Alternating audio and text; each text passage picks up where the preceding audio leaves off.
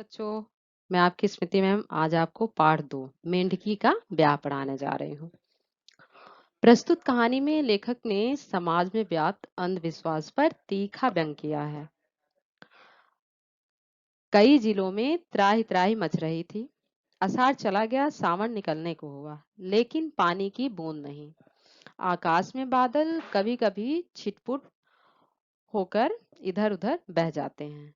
आशा थी कि पानी बरसेगा, क्योंकि गांव वालों ने कुछ पत्रों में पढ़ा था कि कलकत्ता मद्रास की तरफ जो की वर्षा हुई है, लगता है आषाढ़ थोड़ा सा बरसा भी था, आगे भी बरसेगा।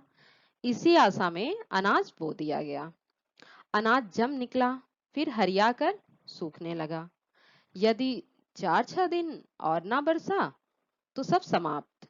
यह आशंका उन जिलों के गांव में घर करने लगी थी। लोग व्याकुल थे।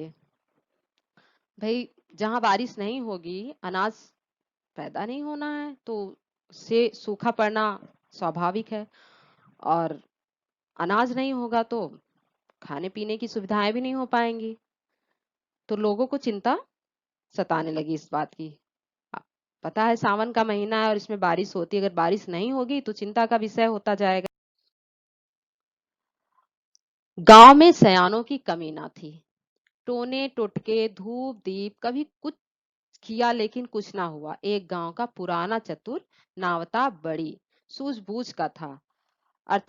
सॉरी, अथाई पर उससे बैठकर कहा क्या किया गया है। थोड़ी देर इस पर चर्चा चली। नावता ने अवसर पाकर कहा, इंद्र वर्षा के देवता हैं, उन्हें प्रसन्न करना पड़ेगा। यानी गांव, आपने देखा है गांव में बुजुर्ग लोग होते हैं तो थोड़े से पुराने ख्यालों के भी होते हैं। तो वहां पर एक पर्सन है जिन्होंने भाई, और सयानों ने तो धूप दीप बत्ती का भी इस्तेमाल किया, पूजा पाठ किया तरह तरह का कि बारिश हो। तो गांव में एक पुराना चतुर व्यक्ति भी था जिसका नाम था नावता। उसने एक बैठक कराई और कहा कि इंद्र वर्षा के देवता हैं, हमें उन्हें प्रसन्न करना चाहिए। जब तक उन्हें प्रसन्न नहीं किया जाएगा, बारिश नहीं होनी है। सभी तरह के उपाय कर लिए गए हैं। कोई गांव ऐसा नहीं है जहां कुछ न कुछ किया गया हो, पर अभी तक हुआ कुछ भी नहीं है। बहुत से लोगों ने तरह तरह से कहा और उन गांवों के नाम के लिए होम हवन सत्यनारायण कथा, बकरों मुर्गों का बलिदान इत्यादि। किसी किसी ने फिर सुझाए दिए, यानी सुझाव दिया। लेकिन नावते की एक नई सूझ सबको अंत में माननी पड़ी। यानी आपने देखा कि गांव वालों ने वर्षा के लिए बहुत कुछ किया, हर तरह के उपाय कर डाले। हवन कराया, पूजा पाठ कराया, सत्यनारायण की कथा कराई, जानवरों की बलि दी, लेकिन बारिश नहीं हुई। तो फिर उन लोगों ने क्या किया कि नावते ने जो सूझ बताई थी, यानी कि जो एक अ, तरीका बताया था, उसको सबने माना। नावते ने कहा, बरसात में ही मेढक क्यों इतना बोलते हैं, क्यों इतने बढ़ जाते हैं। कभी किसी ने सोचा इंद्र वर्षा के देवता हैं, यह सब जानते हैं। पानी की झड़ी के साथ मेढक बरसते हैं, सो क्यों कोई किरानी कह देगा कि मेढक नहीं बरसते। बिल्कुल गलत। मैंने खुद बरसते देखे हैं। बड़ी नाद या किसी बड़े बर्तन को बरसात में खुली जगह रख के देख लो। सांझ के समय रख दो, सवेरे बर्तन में छोटे छोटे मेंढक मिल जाएंगे। बात यह है कि इंद्र देवता को मेढक बहुत प्यारे हैं। वे जो रट लगाते हैं तो इंद्र की जय जयकार करते हैं। यानी नावते ने बताया कि मेढक इतना क्यों बोलते हैं, क्योंकि वो इंद्र के बहुत प्रिय होते हैं। वो जब आवाज लगाते हैं टर टर की, तो वो इंद्र की जय जयकार करते हैं और उसकी आवाज से इंद्र देवता यानी वर्षा के जो देवता हैं प्रसन्न होकर बारिश करने लगते हैं। और उसने यह भी कहा कि मेंढक ऊपर से बारिश के साथ गिरते हैं। अगर ऐसा आपको जानना है तो आप किसी बर्तन में पानी भरकर रख दीजिए और सुबह में देखिए कि उसमें छोटे छोटे मेंढक नजर आएंगे। अथाई पर बैठे लोग मुंह ताक रहे थे कि नावते जी अंत में क्या कहते हैं। नावता अंत में बहुत आश्वासन के साथ बोला, मेंढक मेंढकी का ब्याह करा दो, पानी ना बरसे तो मेरी नाक काट डालना। मेढक मेंढकी का ब्याह के होठों पर हंसी झलकने को हुई, परंतु अनुभवी नावते की गंभीर शक्ल देखकर हंसी उभर ना पाई। यानी नावते ने अंत में यह कहा कि मेढक और मेढकी का विवाह करा दिया जाए, यानी ब्याह करा दिया जाए। उसके बाद से लोगों को की हंसने की इच्छा हुई, लेकिन उसके अनुभव को जानते हुए सबने गंभीरता दिखाई और कोई उसकी बात पर नहीं हंसा। एक ने पूछा, कैसे, क्या होगा उसमें? मेंढकी के ब्याह की विधि तो बतलाओ दादा। नावते ने विधि बतलाई। वैसे ही करो मेंढक मेंढकी का ब्याह, जैसे अपने यहाँ लड़के लड़की का होता है। सगाई, फलदान, सगुन, तिलक, आतिशबाजी, भावर, न्योनार सब धूमधाम के साथ हो, तभी इंद्रदेव प्रसन्न होंगे। लोगों ने आकाश की ओर देखा, तारे टिमटिमा रहे थे, बादल का झब्बा भी वहां न था। पानी ना बरसा तो मन मिटेंगे, ढोलो ढोरों बैलों का क्या होगा? बढ़ी हुई निराशा ने उन सबको भयभीत कर दिया। लोगों ने नावते की बात स्वीकार कर ली। चंदा किया गया, आसपास के गांव में भी सूचना भेजी गई। कौतूहल, उमंग और भय ने भी अपना काम किया। यदि नावते के सुझाव को ठुकरा दिया तो संभव है इंद्रदेव और भी नाराज हो जाएं। फिर भी क्या होगा, चौपट सब तरफ बंटाधार। यानी सबने नेवते की बात मान ली। मेंढक मेंढकी का ब्याह करने की तैयारियां होने लगी। जिस प्रकार लड़के लड़की की शादी होती है, सगाई, फलदान, सगुन, तिलक, आतिशबाजी, हर तरह का सब कुछ होने लगा। और इसके लिए सारे गांव वालों ने मतलब चंदा इकट्ठा किया। अगल बगल के गांव में भी सूचना भिजवा दी गई। और कुछ गांव तो कौतूहलवश, उमंग के कारण और कुछ तो भय के कारण इस कार्य में सम्मिलित होने लगे। आसपास के गांव ने भी मान लिया। काफी चंदा थोड़े ही दिनों में इकट्ठा हो गया। यानी कि नावते की बात दूसरे गांव वालों ने भी मानी और काफी ज्यादा चंदा भी इसके लिए एकत्रित हो गया। नावते ने एक जोड़ी मेंढक भी कहीं से पकड़ कर रख लिए। एक मेढक था, एक मेंढकी। ब्राह्मणों की कमी नहीं थी। ब्याह की धूमधाम का मजा और ऊपर से दान दक्षिणा। भाई, मेढक और मेंढकी का जोड़ा भी पकड़ लिया गया। पंडित भी मिल गए, उनकी कमी भी नहीं थी। और ऊपर से धूमधाम से शादी ब्याह और दान दक्षिणा भी प्राप्त हुआ। गांव के दो भले आदमी मेढक मेंढकी के पिता भी बन गए। बताइए, मुहूर्त निकाला गया, जल्दी का मुहूर्त। यानी मुहूर्त ऐसा निकला कि भाई जल्दी का मुहूर्त निकला, जिससे मेंढक मेंढकी का जितनी जल्दी ब्याह होगा, बारिश भी उतनी जल्दी होगी। और जल्दी बारिश होगी तो फसल भी अच्छी से उगेगी। बाजे गाजे के साथ फल दान सगुन की रस्में अदा की गईं। दोनों के घर दावत पंगत हुई। मेंढक मेंढकी नावते के ही पास थे। वही उन्हें खिला पिला रहा था। अन्यंत्र हटाकर उनके मरने जीने की जोखिम कौन ले? यानी जो मेढक मेंढकी का जोड़ा था, उसको नेवते ने ही अपने घर पे रखा था और वही उनकी देख रेख भी करता था, क्योंकि सबको डर था कहीं ये मर वर गए तो हमें ही जोखिम उठाना पड़ेगा, यानी हम पर ही इसका पाप लगेगा।